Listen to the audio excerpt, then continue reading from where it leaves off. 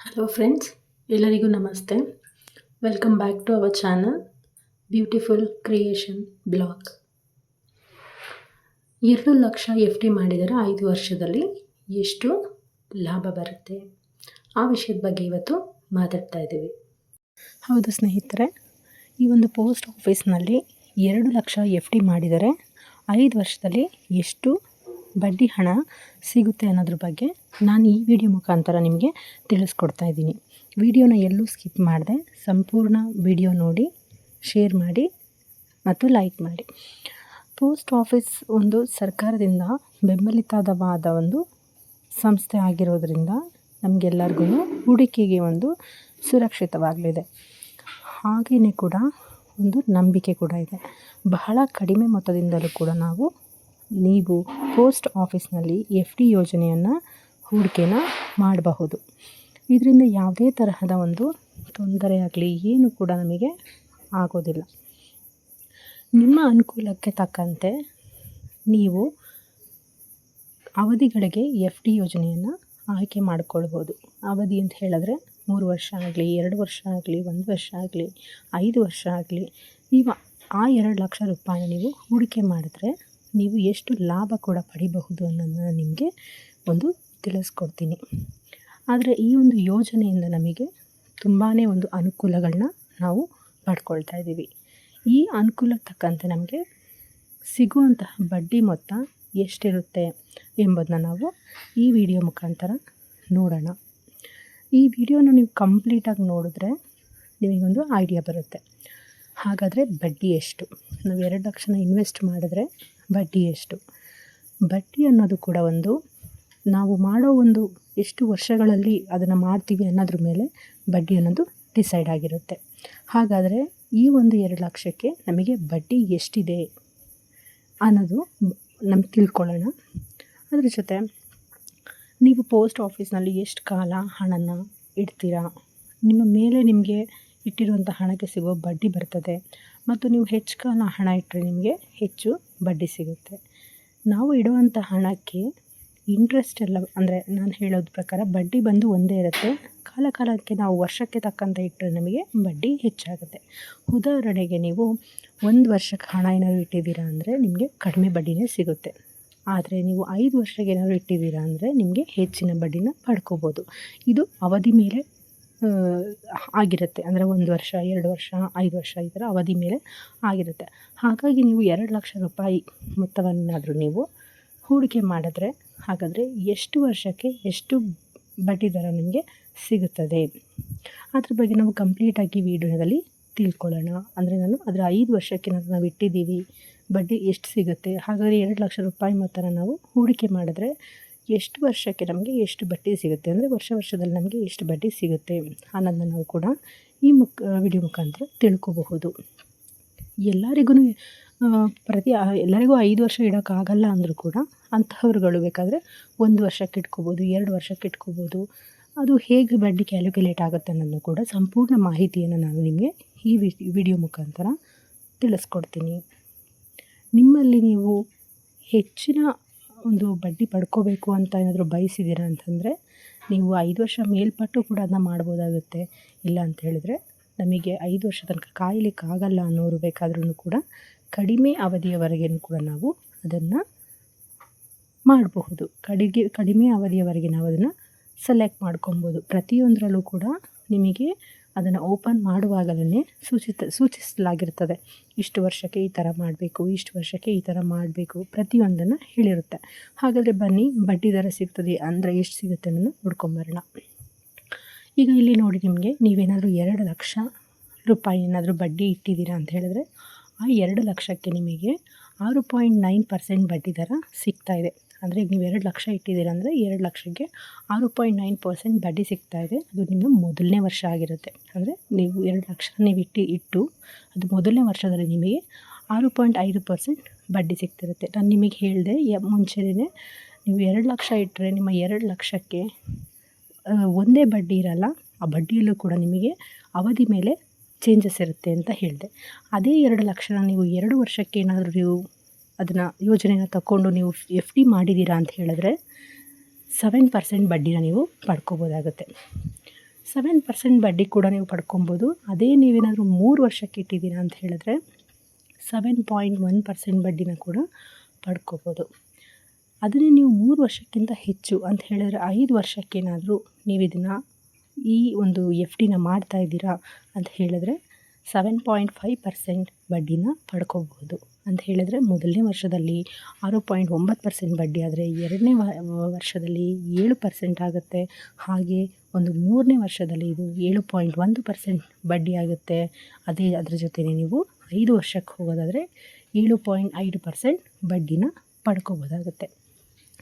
ಯಾರಿಗೆಲ್ಲ ತುಂಬ ಬಡ್ಡಿನ ಅಂದರೆ 5 ವರ್ಷ ತನಕ ನಾನು ಇಡ್ಬೋದು, ಯಾವುದೇ ತರಹ ತೊಂದರೆ ಇಲ್ಲ ಅನ್ನೋರು ಬೇಕಾದರೆ ಈ ಒಂದು 5 ವರ್ಷದ ಸೇವೆನ ತಗೊಂಡು ಹೇಳಿದ್ರೆ, ಈ ಒಂದು ಯೋಜನೆ ಪಡ್ಕೊಂಡ್ರೆ ನಿಮಗೆ 7.5% ಅಂದರೆ 7.5% ಬಡ್ಡಿನ ಪಡ್ಕೋಬಹುದು.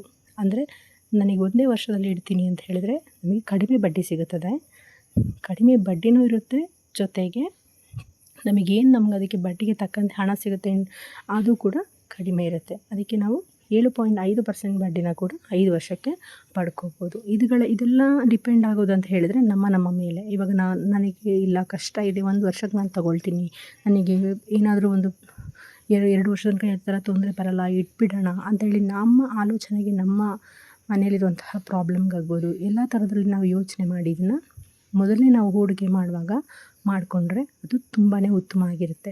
ಮಿಡಲಲ್ಲಿ ನಾವು ಯಾವುದೇ ತರಹ ನಿರ್ಧಾರ ತಗೊಳ್ಳೋದು ಬದಲು ಮುಂಚೆನೇ ಒಂದು ಸತಿ ಆಲೋಚನೆ ಎಲ್ಲ ಮಾಡಿ ಈ ಒಂದು ಬಡ್ಡಿನ ಪಡ್ಕೋಬೋದು ಇಷ್ಟು ವರ್ಷದ ಅವಧಿಗೆ ಅಂತೇಳಿ. ಹಾಗಾದರೆ ನಾವೇನಾದರೂ 1 ಲಕ್ಷ ಹಣವನ್ನು ಎಫ್ ಡಿ ಮಾಡಿದ್ರೆ ಸಿಗೋ ಬಡ್ಡಿ ಮೊತ್ತ ಎಷ್ಟಿರಬಹುದು?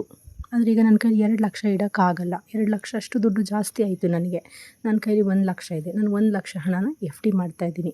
ಹಾಗಾದರೆ ನನಗೆ ಎಷ್ಟು ಮೊತ್ತ ಸಿಗಬಹುದು ಬರೀ 1 ಲಕ್ಷಕ್ಕೆ ಅಂತ ಹೇಳಿದರೆ, ಬನ್ನಿ ಅದನ್ನು ನೋಡ್ಕೊಂಬರೋಣ. ಹೌದು ಸ್ನೇಹಿತರೆ, 1 ವರ್ಷದ ಅವಧಿಗೆ ನಿಮಗೆ ಸಿಗುವಂತಹ ಬಡ್ಡಿ ಬಂದು 7,080 ರೂಪಾಯಿ ಆಗಿರುತ್ತೆ. ಅಂದರೆ ಇಲ್ಲೂ ಕೂಡ ನೀವು ಆವಾಗಲೇ ನೋಡಿದಾಗೆ 6.9% ಬಡ್ಡಿ ಇರುತ್ತೆ. ಆ 6.9% ಬಂದು ನಿಮಗೆ 1 ವರ್ಷ ಅವಧಿಗೆ ಬಡ್ಡಿ ಕ್ಯಾಲ್ಕುಲೇಟ್ ಆಗ್ತಾಯಿದೆ. ಆ ಒಂದು ನಿಮಗೆ 1 ಲಕ್ಷಕ್ಕೆ 7,080 ರೂಪಾಯಿ ಸೇರುತ್ತೆ. ಸೊ ನಿಮ್ಮ 1 ವರ್ಷ ನೀವು ಕಂಪ್ಲೀಟ್ ಮಾಡಿದಾಗ ಏನಾಗುತ್ತೆ, ನಿಮಗೆ 7,080 ರೂಪಾಯಿ ನಿಮಗೆ ಸಿಗುತ್ತೆ. ಅದೇ ನಾವು 1 ಲಕ್ಷನ 2 ವರ್ಷಕ್ಕೇನಾದರೂ ನಾವು ಎಫ್ ಡಿ ಮಾಡಿದ್ದೀವಿ ಅಂತ ಹೇಳಿದ್ರೆ 2 ವರ್ಷಕ್ಕೆ ನನಗೆ 14,888 ರೂಪಾಯಿ ಅಂದರೆ 14,880 ರೂಪೀಸ್ 88 ರೂಪೀಸ್ ನನಗೆ ಸಿಗುತ್ತೆ. ಅದು ನನಗೆ 2 ವರ್ಷದ ಅವಧಿಗೆ ಬಡ್ಡಿಗೆ ಸಿಗುತ್ತೆ. ಅದೇ ನಾನೇನಾದರೂ 3 ವರ್ಷದ ಅವಧಿಗೆ ಬಡ್ಡಿ ಇಟ್ಟಿದ್ದೀನಿ ಅಂತ ಹೇಳಿದ್ರೆ, 3 ವರ್ಷದ ಅವಧಿಗೆ ಈ ಒಂದು ಎಫ್ ಡಿ ಮಾಡಿದ್ದೀನಿ ಅಂತ ಹೇಳಿದ್ರೆ ಒಟ್ಟು ಮೊತ್ತ ಬಂದು ನನಗೆ 23,507 ರೂಪಾಯಿ ಸಿಗುತ್ತೆ. 23,507 ರೂಪೀಸ್ ನನಗೆ ಸಿಗುತ್ತೆ. ಹಾಗಾಗಿ ಇದೇ ಥರನೇ ನೋಡಿ, ನೀವು 5 ವರ್ಷದ ಅವಧಿಗೆ ಏನಾದರೂ ಇಟ್ಟಿದ್ದೀರ ಅಂದರೆ 1 ಲಕ್ಷ ನಿಮಗೆ 7.5% ಬಡ್ಡಿಯಂತೆ 44,994 ರೂಪಾಯಿ ನಿಮಗೆ ಸಿಗುತ್ತೆ ಅಂತ ಹೇಳಿದ್ರೆ 44,944 ರೂಪೀಸ್ ನಿಮಗೆ ಸಿಗುತ್ತೆ. ಇಲ್ಲಿ ನಿಮಗೆ 2 ಲಕ್ಷಕ್ಕೆ ನಾನು ಹೇಳ್ತಾ ಇಲ್ಲ, 1 ಲಕ್ಷದ ಬಡ್ಡಿ, 1 ಲಕ್ಷ ಎಫ್ ಡಿ ಬಗ್ಗೆ ನಾನು ಮಾತಾಡ್ತಾ ಇದ್ದೀನಿ. 1 ಲಕ್ಷದಕ್ಕೆ ಒಂದು 1 ವರ್ಷ ಅವಧಿ ಆಗಲಿ, 1 ಇಯರ್ ಆಗಲಿ, 2 ಇಯರ್ ಆಗಲಿ, 3 ಇಯರ್ ಆಗಲಿ, ಒಂದು 5 ಇಯರ್ ಆಗಲಿ, ಅದಕ್ಕೆ 1 ಲಕ್ಷಕ್ಕೆ ವರ್ಷಕ್ಕೆ ಬಡ್ಡಿ ಒಂದು 6.9 ಆಗಲಿ, 7.0 ಆಗಲಿ, 7.1 ಆಗಲಿ, 7.5 ಆಗಲಿ, ಇಷ್ಟು ಒಂದು ಬಡ್ಡಿ ಮುಖಾಂತರ ನಾವು ಪಡ್ಕೋಬಹುದಾಗುತ್ತೆ. ಇದರಲ್ಲಿ ಹೆಚ್ಚು ನಮಗೆ ಲಾಭ ಪಡ್ಕೊಂಡಿರೋದು ಅಂತ ಹೇಳಿದ್ರೆ 5 ವರ್ಷದ ಅವಧಿ ಒಳಗೆ ನಾವು ಇಟ್ಟರೆ ಒಂದು ಬಡ್ಡಿ ನಮಗೆ 44,994 ರೂಪಾಯಿ ಸಿಗುತ್ತೆ. ನಮ್ಮ 1 ಲಕ್ಷದ ಜೊತೆಗೆ 44,000 ಅಂತ ಹೇಳಿದರೆ 1,44,994 ರೂಪಾಯಿ ನಿಮಗೆ ಸಿಗುತ್ತೆ. ಹಾಗಾದರೆ 1.5 ಲಕ್ಷ ರೂಪಾಯಿ ಹೂಡಿಕೆ ಮಾಡಿದರೆ ಸಿಗುವಂತಹ ಬಡ್ಡಿ ಮೊತ್ತ ಎಷ್ಟು? 1 ಲಕ್ಷ ಅಲ್ಲ, 1.5 ಲಕ್ಷ ಇಟ್ಟಿದ್ದೀನಿ ಅಂತ ಹೇಳಿದ್ರೆ ಆ 1.5 ಲಕ್ಷಕ್ಕೆ ನನಗೆ ಎಷ್ಟು ಬಡ್ಡಿ ಸಿಗುತ್ತೆ ಅನ್ನೋದನ್ನು ಕೂಡ ನಾನು ನಿಮಗೆ ತಿಳಿಸ್ಕೊಡ್ತೀನಿ. ನೋಡಿ, 1 ವರ್ಷದ ಅವಧಿಗೆ ಏನಾದರೂ ನಾವು 1.5 ಲಕ್ಷನ ಬಡ್ಡಿ ಇಟ್ಟಿದ್ದೀವಿ ಅಂತ ಹೇಳಿದ್ರೆ ಅದು ಬಂದು ನಮಗೆ 1.5 ಲಕ್ಷಕ್ಕೆ 10,621 ರೂಪಾಯಿ ನಮಗೆ ಬಡ್ಡಿ ಸಿಗುತ್ತೆ. ಅಂದರೆ 1 ಇಯರ್ ನಾವೇನಾದ್ರು ಎಫ್ ಡಿ ಮಾಡಿದ್ದೀವಿ ಅಂದರೆ 1 ಇಯರ್ ಎಫ್ ಡಿಗೆ ನಮಗೆ 10,621 ರೂಪೀಸ್ ಸಿಗುತ್ತೆ. ಅದೇ ನಾವು 2 ವರ್ಷದ ಅವಧಿಗೆ ಏನಾದರೂ ಹೂಡಿಕೆ ಮಾಡಿದ್ದೀವಿ ಅಂತಂದರೆ ನಮ್ಮ ಬಡ್ಡಿ ಮೊತ್ತ ಬಂದು ಇಂಟ್ರೆಸ್ಟ್ ಬಂದು ನಮಗೆ 22,332 ರೂಪಾಯಿ ಸಿಗುತ್ತೆ. ಅಂತೇಳಿದರೆ 2 ಇಯರ್ಸಿಗೆ ಏನಾದರೂ ನಾವು ಅದನ್ನು ಎಫ್ ಡಿ ಮಾಡಿದರೆ 22,000 332 ರುಪೀಸ್ ಸಿಗುತ್ತೆ. ಅದು ನಮಗೆ 1.5 ಲಕ್ಷ ಸೇರಿದರೆ ಬಡ್ಡಿ ಬಂದು 22,322 ರೂಪಾಯಿ ಆಗುತ್ತೆ. 3 ವರ್ಷಕ್ಕೆ ಏನಾದರೂ ಇಟ್ಟಿದ್ದೀವಿ ಅಂತ ಹೇಳಿದ್ರೆ ಅದು ಬಂದು 35,261 ರುಪೀಸ್ ಸಿಗುತ್ತೆ. ಅಂತ ಹೇಳಿದ್ರೆ 1,50,000 ಪ್ಲಸ್ 35 ಅಂತ ಹೇಳಿದ್ರೆ 1,85,261 ರುಪೀಸ್ ಸಿಗುತ್ತೆ ಟೋಟಲ್ ಆಗಿ ನಿಮಗೆ. ನೀವಿಟ್ಟಿರುವಂತಹ 1.5 ಲಕ್ಷ ಪ್ಲಸ್ ಇದೊಂದು 35,261 ರೂಪಾಯಿ ಸೇರಿದ್ರೆ ಟೋಟಲ್ ಆಗಿ ನಿಮಗೆ ಎಷ್ಟಾಗುತ್ತೆ? 1,85,261 ರುಪೀಸ್ ಆಗುತ್ತೆ. ಅದೇ ಏನಾದರೂ ನೀವು 5 ವರ್ಷ ತನಕ ನೀವು 1.5 ಲಕ್ಷನ 1.5 ಲ್ಯಾಕ್ ನೀವೇನಾದರೂ 5 ವರ್ಷ ತನಕ ನೀವು FD ಮಾಡಿದ್ದೀರಾ ಅಂತ ಹೇಳಿದ್ರೆ ನಿಮ್ಮ ಒಟ್ಟು ಬಡ್ಡಿಯ ಮೊತ್ತ ಬಂದು 67,492 ರುಪೀಸ್ ಆಗಿರುತ್ತೆ. ಅಂತ ಹೇಳಿದ್ರೆ 5 ವರ್ಷ 5 ಇಯರ್ಸ್ ನೀವು FD ಮಾಡಿದ್ದೀರಾ ಅಂತ ಹೇಳಿದ್ರೆ ಟೋಟಲ್ 5 ಇಯರ್ಸ್ FD ಬಂದು 67,492 ರುಪೀಸ್ ನಿಮಗೆ ಇಂಟ್ರೆಸ್ಟ್ ಸಿಗುತ್ತೆ. ಹಾಗಾದರೆ ನಮಗೆ ತುಂಬ ಲಾಭ ಬರೋದೇ 5 ವರ್ಷ. ಸೊ ಈಗ ನಾವು 2 ಲಕ್ಷ ರೂಪಾಯಿ ಏನಾದ್ರು ಹೂಡಿಕೆ ಮಾಡಿದರೆ ನಿಮ್ಮ ಕೈಗೆ ಎಷ್ಟು ಹಣ ಸಿಗ್ತಿದೆ? ಈಗ ನಾವು ತಿಳ್ಕೊಂಬಂದ್ವಿ 1 ಲಕ್ಷದ ಬಗ್ಗೆ. ಈಗ ನಾವು 1.5 ಲಕ್ಷದ ಬಗ್ಗೆ ತಿಳ್ಕೊಂಬಂದ್ವಿ. 1 ಲ್ಯಾಕ್ ಪ್ಲಸ್ 1.5 ಲ್ಯಾಕ್. ಈಗ 2 ಲ್ಯಾಕ್ಸ್ ಬಗ್ಗೆ ತಿಳ್ಕೊಳ್ಳೋಣ. 1 ವರ್ಷದ ಅವಧಿಗೆ ಏನಾದರೂ ನೀವು ಹೂಡಿಕೆ ಮಾಡಿದರೆ ನಿಮ್ಮ ಬಡ್ಡಿ ಬಂದು 2 ಲ್ಯಾಕ್ಸಿಗೆ 14,161 ರುಪೀಸ್ ಆಗಿರುತ್ತೆ. ನಿಮ್ಮ ಹೂಡಿಕೆಯ ಮೊತ್ತ ಬಂದು 2 ಲಕ್ಷ ರೂಪಾಯಿ ಸೇರಿದರೆ ನಿಮಗೆ ಸಿಗುವಂತಹ ಪೂರ್ಣ ಪ್ರಮಾಣದ ಮೊತ್ತ ಬಂದು ಏನಿರುತ್ತೆ ಅಂದರೆ 2,14,161 ರುಪೀಸ್ ಆಗಿರುತ್ತೆ. ಅಂತ ಹೇಳಿದ್ರೆ 1 ವರ್ಷದ ಅವಧಿಗೆ ಏನಾದರೂ ನೀವು 2 ಲಕ್ಷನ ನೀವು FD ಮಾಡಿದ್ದೀರಾ ಅಂತ ಹೇಳಿದ್ರೆ ಆ 2 ಲಕ್ಷ ಜೊತೆಗೆ ನಮಗೆ 14,161 ರೂಪಾಯಿ ನಮಗೆ ಬಡ್ಡಿ ಸಿಗ್ತಾ ಇದೆ. ಹಾಗೆ ನಾವು FD ಮಾಡಿರುವಂತಹ 2 ಲಕ್ಷಕ್ಕೆ ಈ 14,161 ರೂಪಾಯಿ ಸೇರಿಸಿದ್ರೆ 2,14,161 ರೂಪಾಯಿ ಒಟ್ಟು ನಮಗೆ ಸಿಗ್ತಾ ಇದೆ. ಅಂತ ಹೇಳಿದರೆ 1 ವರ್ಷ ಕಳೆದ ಮೇಲೆ ಬಡ್ಡಿ ಸೇರಿ 2,14,161 ರೂಪಾಯಿ. ಆದರೆ ಅದೇ 2 ಲಕ್ಷನ ನಾನೇನಾದರೂ 2 ವರ್ಷದ ಅವಧಿಗೆ ಏನಾದರೂ ಹೂಡಿಕೆ ಮಾಡ್ತಾಯಿದ್ದೀನಿ, 1 ವರ್ಷ ಬೇಡ 2 ವರ್ಷ ಮಾಡ್ತೀನಿ ನಾನು ಅಂತ ಅನ್ನೋದಾದರೆ 2 ವರ್ಷದ ಅವಧಿಗೆ ಅಂದರೆ 2 ಇಯರ್ಸ್ ಟೈಮ್ಗೆ ನನಗೆ ಹೂಡಿಕೆ ಮಾಡಿರುವಂತಹ 2 ಲಕ್ಷಕ್ಕೆ 29,776 ರೂಪಾಯಿ ಆಗಿರುತ್ತೆ. ಅಂದರೆ ಇಲ್ಲಿ ನಮಗೆ ಬಡ್ಡಿ ಬಂದು 29,776 ಸಿಗುತ್ತೆ. ನಾವು ಈ FD ಮಾಡಿರೋದು 2 ಲಕ್ಷ ಎರಡೂ ಸೇರಿದ್ರೆ ನಮಗೆ 2,29,776 ಆಗಿರುತ್ತೆ. ಇಲ್ಲಿ ನಿಮಗೆ 2 ಲಕ್ಷ 1 ವರ್ಷಕ್ಕಿಂತ 2 ವರ್ಷಕ್ಕೆ ನೋಡಿದ್ರೆ ಸ್ವಲ್ಪ ಜಾಸ್ತಿ ನಿಮಗೆ ಸಿಗುತ್ತೆ ಬಡ್ಡಿ. ಹೇಗೆ ಅಂತ ಹೇಳಿದ್ರೆ ನಾವು 2 ಲಕ್ಷನ 2 ವರ್ಷ ತನಕನೂ ಹೂಡಿಕೆ ಮಾಡಿದ್ದೀವಿ, ಅಂದರೆ FD ಮಾಡಿದ್ದೀವಿ.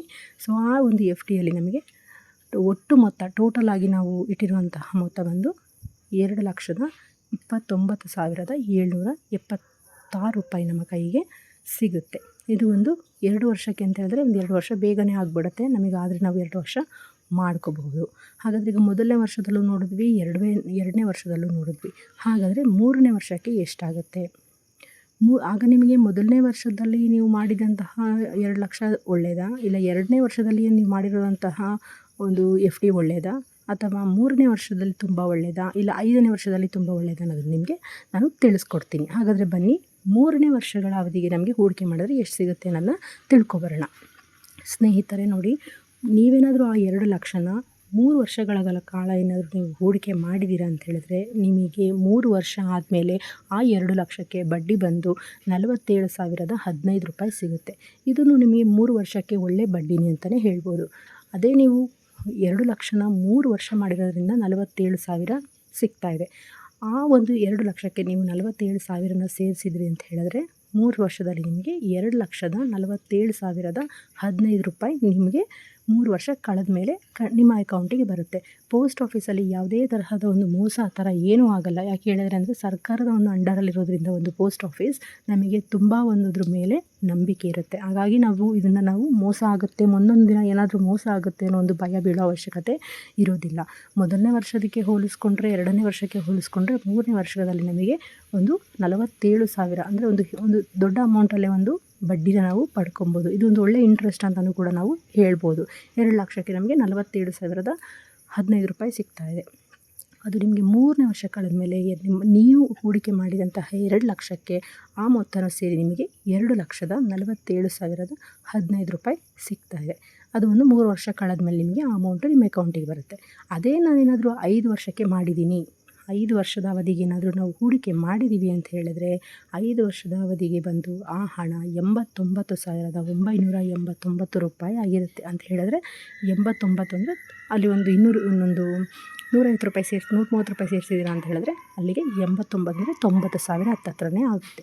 ಹಾಗಾದರೆ ನಿಮಗೆ 5 ವರ್ಷದ ಒಳಗೆ ನೀವೇನಾದರೂ ಹೂಡಿಕೆ ಮಾಡಿದ್ದೀರಾ ಅಂತ ಹೇಳಿದ್ರೆ 89,989 ರೂಪಾಯಿ ನಿಮಗೆ ಬಡ್ಡಿ ನಿಮಗೆ ಸಿಗ್ತಾ ಇದೆ. ಆ ಒಂದು ಬಡ್ಡಿನ ನೀವು FD ಮಾಡಿದಂತಹ 2 ಲಕ್ಷಕ್ಕೇನಾದರೂ ಸೇರಿಸಿದ್ದೀರಾ ಅಂತ ಹೇಳಿದ್ರೆ ಒಟ್ಟು ಮೊತ್ತ ಬಂದು 2,89,989 ರೂಪಾಯಿ ನಿಮ್ಮ ಕೈಗೆ ಸಿಗಲಿದೆ. 5 ವರ್ಷ ಕಳೆದ ಮೇಲೆ ಒಂದು ಮೆಚುರಿಟಿ ಪೀರಿಯಡ್ FD ಮಾಡಿರುವಂತಹ ಒಂದು ಮೆಚುರಿಟಿ ಪೀರಿಯಡ್ 5 ವರ್ಷದ ಅವಧಿಯ ನಂತರ ನಿಮ್ಮ ಕೈಗೆ ಬಡ್ಡಿಯಾಗಿ 89,000 ಸೇರಿ ನೀವು ಹೂಡಿಕೆ ಮಾಡಿದಂತಹ FD ಮಾಡಿದಂತಹ 2 ಲಕ್ಷ ಸೇರಿ ಒಟ್ಟು ಮೊತ್ತ 2,89,989 ರೂಪಾಯಿ ನಿಮ್ಮ ಪೋಸ್ಟ್ ಆಫೀಸ್ ಖಾತೆಗೆ ನಿಮಗೆ ಸಿಗ್ತಾ ಇದೆ. ಇದು ಒಂದು ನಾವು ಹೇಳಬೇಕಂದ್ರೆ ಬೇರೆ ಒಂದು ವರ್ಷ ಆಗಲಿ 2 ವರ್ಷ ಆಗಲಿ 3 ವರ್ಷ ಆಗಲಿ 5 ವರ್ಷ ಇವುಗಳಲ್ಲೆಲ್ಲದನ್ನು ಹೋಲಿಕೆ ಮಾಡಿದ್ರೆ ಅತಿ ಹೆಚ್ಚು ಬಡ್ಡಿ ಸಿಗುವಂತಹ ಒಂದು ಲಾಭ ಇರುವಂತಹ ಒಂದು FD ಅಂತ ಹೇಳಿದ್ರೆ ಎಷ್ಟು ಅವಧಿಯವರೆಗೆ FD ಮಾಡಿದ್ರೆ ಅಂದರೆ 5 ವರ್ಷದಲ್ಲಿ ಒಳ್ಳೆಯ ಬಡ್ಡಿ ನಾವು ಪಡ್ಕೋಬೋದಾಗಿದೆ. ನಿಮಗೆ ನಾನು 1 ವರ್ಷ ಆಗಲಿ ಅಂದರೆ ನಾನು ನಿಮಗೆ ಬರೀ 1 ಲಕ್ಷ ಆಗಲಿ 2 ಲಕ್ಷ ಆಗಲಿ 1.5 ಲಕ್ಷ ಎಲ್ಲ ತಿಳಿಸಿದ್ದೀನಿ ಸ್ನೇಹಿತರೆ. Thanks for watching. ವಿಡಿಯೋ ನಿಮಗೆ ಇಷ್ಟ ಆದರೆ ಒಂದು ಲೈಕ್ ಮಾಡಿ, ಕಮೆಂಟ್ ಮಾಡಿ, ಯಾರಿಗೆಲ್ಲ ತಿಳ್ಕೋಬೇಕು ಹೂಡಿಕೆ ಮಾಡಬೇಕು ಅವರಿಗೆಲ್ಲ ವಿಡಿಯೋನ ಶೇರ್ ಮಾಡಿ, ನನ್ನ ಚಾನಲ್ನ ಸಬ್ಸ್ಕ್ರೈಬ್ ಮಾಡಿ. ಬ್ಯೂಟಿಫುಲ್ ಕ್ರಿಯೇಷನ್ ಬ್ಲಾಗ್ ಹೆಚ್ಚಿನ ಮಾಹಿತಿ ತಿಳ್ಕೊಳ್ಳಿ.